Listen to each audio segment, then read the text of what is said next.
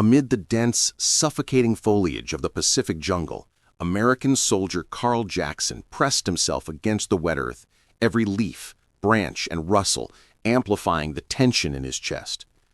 His heart hammered in his ears as the distant sound of engines grew louder, a low, sinister roar that sent chills down his spine. Suddenly, the sky above opened to reveal the jagged silhouette of a Japanese Zero fighter, trailing thick black smoke from a wing twisted by earlier skirmishes. Its engine screeched as it dove, bullets cutting through the air, tearing leaves and splintering tree trunks around him. Carl froze for a moment, every instinct screaming to run. But the thought of the men he trained with, now lying still and broken in the underbrush, steeled him. He could see their helmets, rifles, and torn uniforms scattered, the jungle floor a canvas of horror, yet he knew he could not let fear paralyze him. Taking a shallow breath, he dropped into a shallow ditch and rolled, just as the first wave of machine gun fire shredded the canopy above. His ears rang from the deafening cracks of the Zero's guns, and smoke from its damaged wing drifted over him in thick, choking clouds. Each second felt like an eternity, every shadow and movement a potential death sentence. Carl's training kicked in. He crawled low, dragging his rifle over the damp earth, eyes fixed on the twisted metal of the diving plane. His fingers trembled on the trigger, every nerve screaming with adrenaline, yet he knew he could not miss.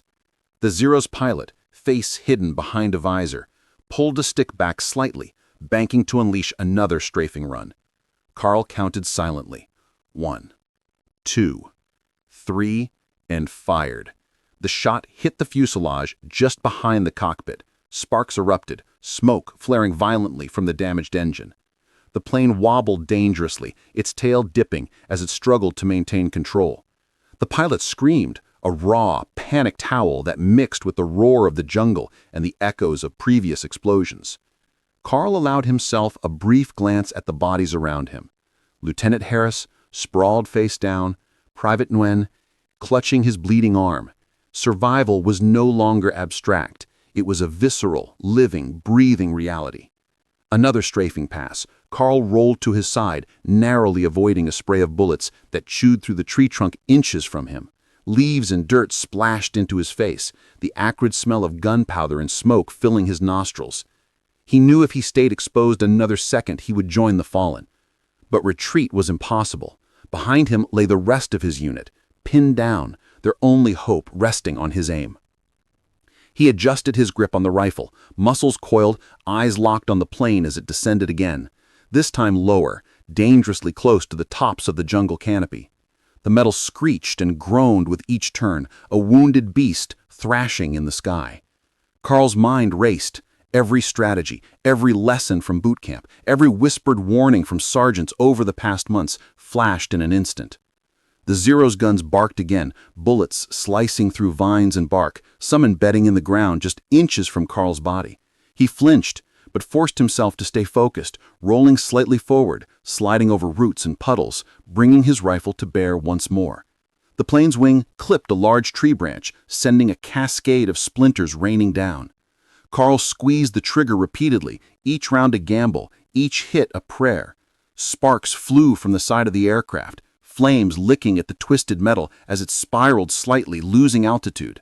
The pilot struggled, pulling desperately at the controls, and Carl could see the fear reflected in the glint of sunlight on the visor.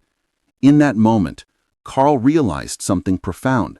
The Zero was not invincible, and the human will to survive could pierce through the deadliest storm. As the plane banked for another attack, Carl scrambled to a better position, using the fallen bodies and jagged roots as cover. He could hear the moans of the wounded, whispers of pain mixed with the relentless staccato of gunfire. Every second stretched into an agonizing eternity as the Zero dove again, engines screaming, smoke trailing in a black ribbon across the sky. Carl aimed at the tail this time, taking careful, deliberate shots. The rounds hit, the tail rudder snapping, sending the fighter into a chaotic, uncontrolled spin. Sparks, smoke, and fire erupted in a violent explosion of light and noise, illuminating the shadowed jungle with sudden brilliance. The pilot screamed once, a sharp, blood-curdling wail, before the aircraft plummeted. striking the canopy below with a violent crash, tearing trees from their roots, sending debris flying in every direction. Carl lay flat on the ground, his chest heaving, hands shaking as the adrenaline slowly drained. Around him, the jungle was eerily silent for a moment, broken only by distant cries and the crackle of fire from burning brush. He looked at the broken plain, now a twisted heap in the undergrowth, and for a fleeting instant felt victorious, a lone soldier who had faced death in the sky and survived. But the victory was bitter. The bodies of his comrades reminded him of the cost. Carl rose slowly, surveying the devastation. Each fallen friend, each broken branch, each bullet-riddled tree told a story of bravery, fear, and unrelenting struggle. In the hours that followed, Carl moved cautiously, dragging the wounded, hiding from any remaining patrols, scavenging ammunition and rationing what little water remained. The jungle, once vibrant and alive, had become a maze of shadows and danger, every sound amplified, every movement a potential threat. Yet even in this chaos, Carl's determination burned brighter than fear. He remembered the faces of those he had lost, the eyes of the men who depended on him, and he pressed forward, step by careful step, into the uncertain light of dawn. By the time the sun pierced the thick canopy, Carl reached a clearing, exhausted, bloodied, yet alive. Around him lay the remnants of a battlefield that would be remembered in whispers and letters back home. The Zero fighter, now smoldering in the jungle, was a testament to survival against impossible odds, and Carl Jackson, though scarred, carried with him a truth that no war could erase. Courage is forged in moments of absolute terror, and even a single soldier, armed nothing but a rifle, grit, and determination, could turn the tide of fate. And as he looked toward the horizon, listening to the jungle slowly returning to life, he knew the war was far from over, but he had survived. And in survival, he had become more than a soldier. He had become a legend in his own right.